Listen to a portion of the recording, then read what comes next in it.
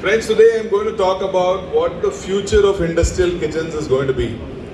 So I am no one to predict and tell you what the future is going to be, but yes, keeping the trends in mind, what's moving in the industry today, I will be making my suggestions that what could be the trends that we foresee would be the future of the industrial kitchens. First, I will be touching a few points from what is already being practiced, what has started, and which could be the trend for sure in the coming days.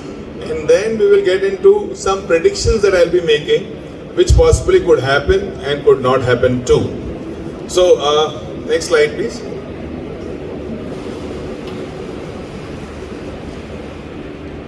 So, I'm Chef Vishwanath Pandey and I run a firm called THI Hospitality Consultants Private Limited. THI means Total Hospitality International. We have offices here in Hyderabad, Bangalore and Oman. We do all kinds of back of the house, from star hotels, institutional kitchens and QSRs and restaurants and so on. Next slide please. Right. So now the first slide that I have shown you basically is on automated dishwashing. So automated dishwashing is something that is already common in today's IT kitchens and industrial kitchens. Here what happens is when you do an automated dishwashing setup, you not only save on time, you save on manpower. So if you see the conveyor system that is kept outside, we've used this in a few projects of ours, where the person who's dining clears his plate, puts it down, he has a separate conveyor belt for the plates, for the bowls, and you have a magnetic strip tray for the cutlery to go on. So here what happens is you not only save time and money, but also you save on manpower. Manpower is again getting little tight in the days to come, as you can see, and this is something that's really working well and I'm sure will become the way of life in all the industrial institutional kitchens. So this is one thing that has already taken up shape.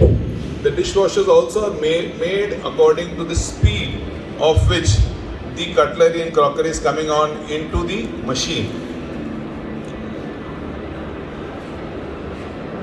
As I told you, we have a crux in staffing. So there are bots that are coming up. Bots in different fashions. Friends, you have bots in kitchens where you have a cook and wok with 5 sauce impingers and then 15 spice droppers. So people are making recipes according to the kind of machine that they're buying. So if you're buying a machine that has got 5 variants of sauces that can get into it and 15 spice mix that can be dropped in, they make recipes considering that periphery that they have. So the sauces are bought out, the spice mixes are made. So you have primary spice mix, you have a compound spice mix. So that is made and kept, according to which you have the recipes that are made. So in case you need more staff, what happens is you just need to connect and switch on a bot and your staff is ready to cook food. This is one part. You have bots in specialized cooking that happens. For example, if you look at sweet kitchens, if you are selling a lot of jangris, jalebis and stuff like that, you have machines which can give you those designed jangris, jalebis in some X number in an hour, and it gets into a conveyor fryer. Then you can take it out from there and put it into a sugar syrup.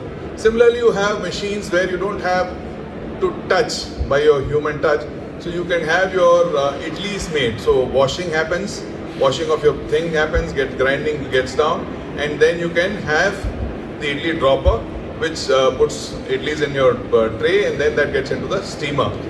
Similarly, you have vada making machines. So there is so much of development that's happening.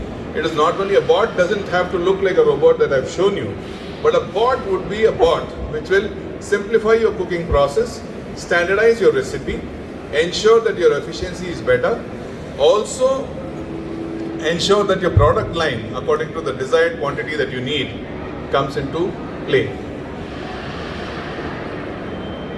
3D food printers. So now this looks very out of place when you generally think about a 3D food printer. but then slowly the 3D food printer is catching up great value.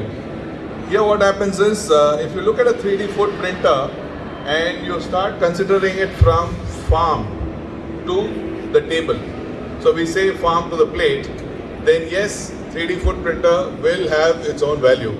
So in this, what is happening is, this is in a very minuscule stage where a lot of people are working on the product line, but yes, it helps us have consistent nutrient content and flavor that the customer exactly demands on.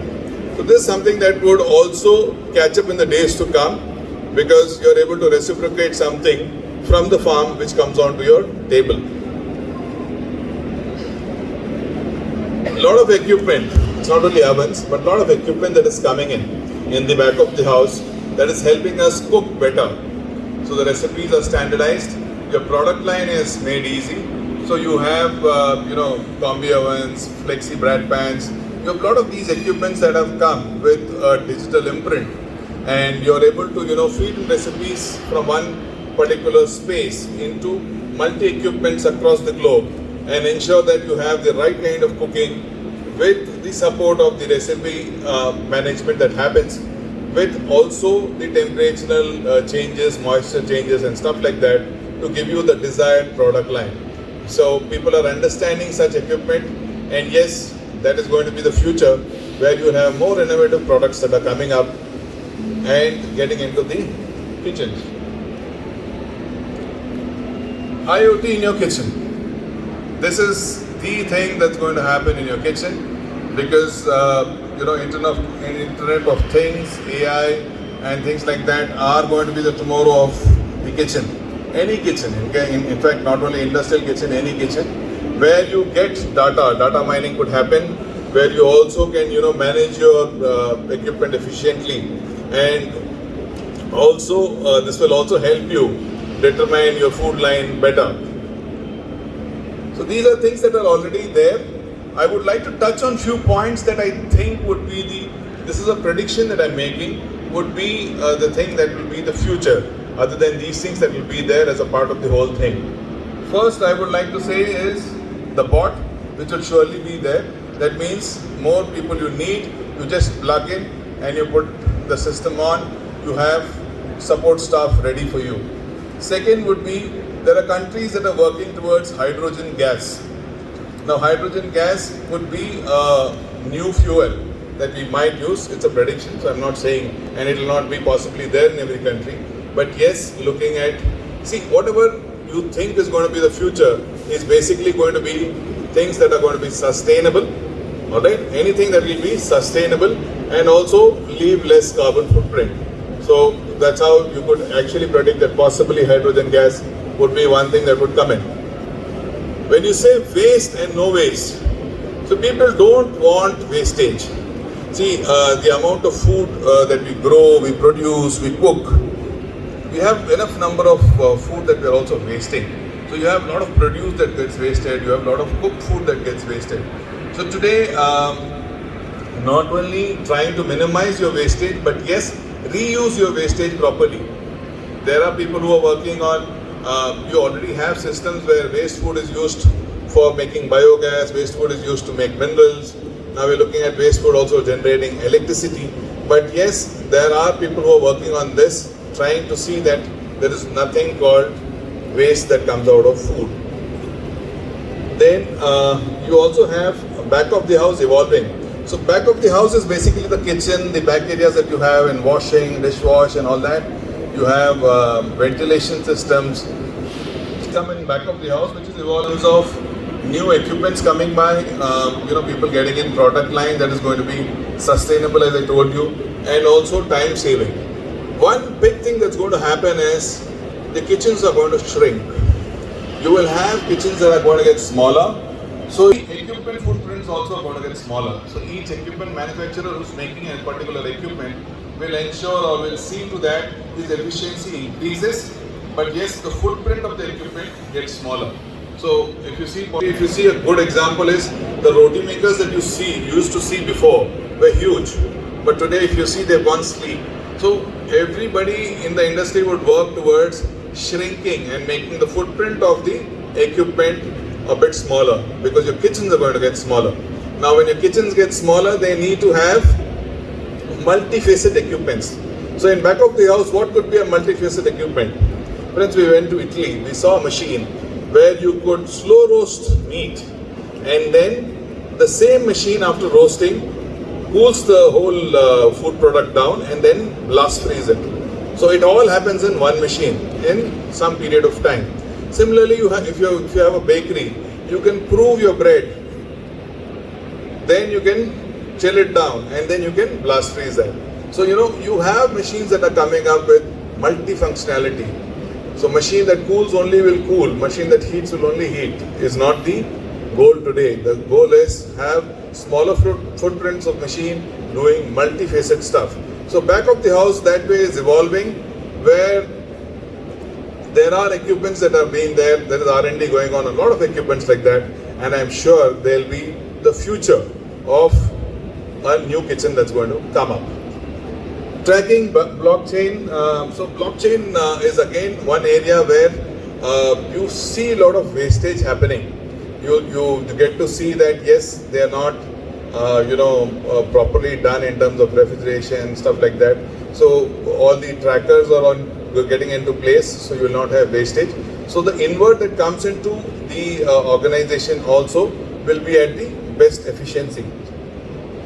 Rented equipment. This is a very rented equipment is a very typical stuff. Sorry. Yes. So there would be places that will start renting their equipment. You might have people who will start renting their equipment in terms of possibly if you have a kitchen, the kitchen might want to rent its space if its functionality is over by noon, which is already happening in some places. Also, you might start getting some equipment on rent. But more or less, I've heard of a place in Bangalore which does community dishwashing. So they have a kind of plate that they have, which was shared by one of our colleagues, and you have to use that plate. They pick up the plate from your space, take it to their space, dishwash and get it back and give it to you. So that is community dishwashing that is started in Bangalore, and I'm sure things like this would evolve, and you would come to a situation where you will shrink down your kitchen space. You will have such rented options that will be available to you to have a better, more efficient and good kitchen. Finally, it will come down to shrinking kitchens. Yes, your kitchens would get smaller and smaller. The footprint of individual equipment will also fall down, and the whole kitchen would fall down. Friends, there are many things that we could discuss. Possibly we can keep discussing this topic for more than a day. Things like hoods have ultraviolet that are being used. You have scrubbers, ultraviolet, because today is the world where we are looking at sustainability. What gets out of the kitchen in terms of drain, air, all has to be clean and nice. So you can speak on those aspects. You can speak on how you will have your space clean, better working, more efficient, and yes, how the new equipments are going to change the world of cooking. Signing off, Chef Vishwanath from Total Hospitality.